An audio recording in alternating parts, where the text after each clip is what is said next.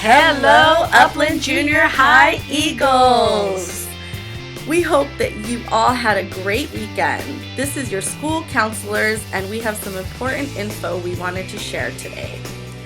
So we recently had an assembly about active shooters, and we wanted to talk a little bit more about that. It's a really serious topic.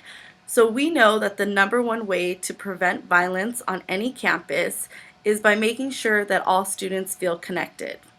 So today we are going to start the conversation about the power of saying hello. Today we will learn how to create a closer, more connected, and inclusive classroom, school, and community. Community can be a number of different things. You can find community everywhere. Your neighborhood is a community. Some of you have religious communities, online communities. Also, some of you have sports communities. Before we learn more about Start with Hello, I want to ask each of you to think about a time you felt lonely, invisible, excluded, ignored, passed over, or shut off. All of us at some point have experienced this, and many of you probably did not like how it made you feel. In every school and community, many are alone and isolated and quietly suffering through each day. Now imagine living life this way every day for multiple days or weeks. In every school and community, there are kids and young adults who are alone and quietly suffering through this every day. As a result, young people are isolated and become victims of bullying, violence, and depression or sadness. This leads many to further pulling away from society, struggling with learning and social development, developing physical health issues, and or, in extreme instances, self-harm or harming others because they can no longer cope. Starting today, we are creating a connected community, a community where we can easily and simply reach out to one another and be inclusive and belong and show belonging. We are creating a community that supports and looks out for one another. To do this, we need you. It is the only way we can achieve this. Only you can create the connectedness. And the good news is that it is very simple to do. It starts with hello. In just 3 simple steps, we can create inclusive and connected classrooms, school, and community. The steps are easy. Simply, 1, when you see someone alone, reach out and help. You start with hello. So, how do you know if someone is isolated? We are going to dive a little deeper into each step. 1, you see someone alone. You need to know the signals of isolation. Here are some examples an individual may show. They may show a preference to be alone rather than engaging with peers. They may avoid human interaction, be very quiet, or keep to themselves.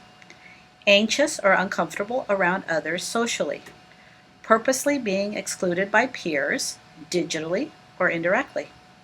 Person is slightly removed outside of you and or your group.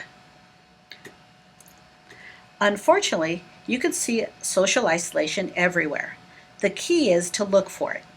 It can occur in all areas of an individual's daily school and after-school life, including riding on a school bus, sitting in a classroom, eating in the school lunchroom, the music room, art room.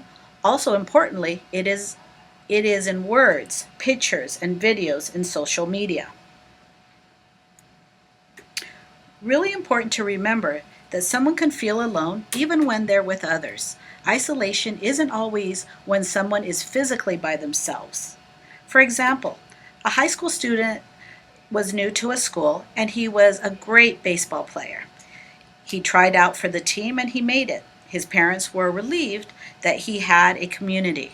What they didn't realize was that the team was already formed and that the kids had already been friends with each other, and he was feeling alone and left out because he wasn't part of that friend group. So now we're going to take some time and do a fun little icebreaker as a class. These 5 W's should look familiar to everybody because you should also be using them as writing prompts in your classes. Who, what, when, where, and why. These are great question starters when you want to introduce yourself and talk to a new person. So we are going to take some time and you're going to practice. So when I say go, not until I say go, you're going to do these steps. Everyone's going to stand up at their desk and you're going to find a partner. But how you're going to find a partner is you're going to look for somebody in the class that has the same color shirt as you. Doesn't have to be perfect, just close enough.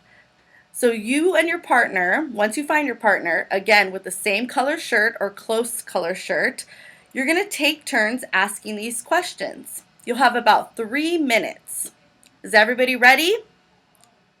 Go!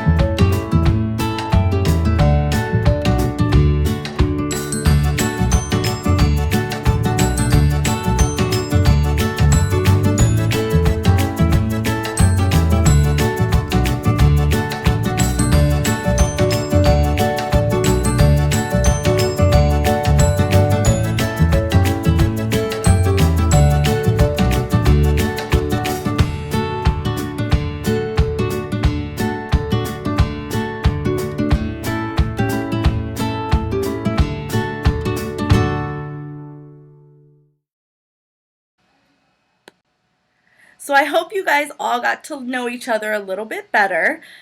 Now for our second activity. With the same partner, you are going to ask if you questions. Example, if you were a fish, bird, or animal, what would you be and why? Second question, if you could do anything, what would you do and why? So these are all examples on the board of the questions that you can ask each other. So again, with your current partner, I want you guys to take a couple minutes and take turns asking these if you questions. Ready, set, go.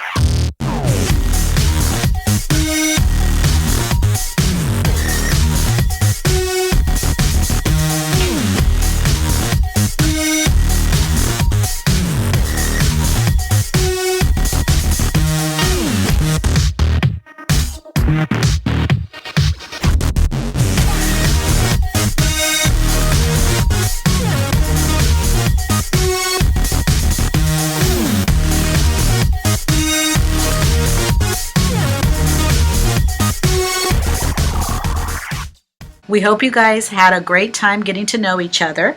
Wishing you all a great day, and we'll be back tomorrow to continue the conversation.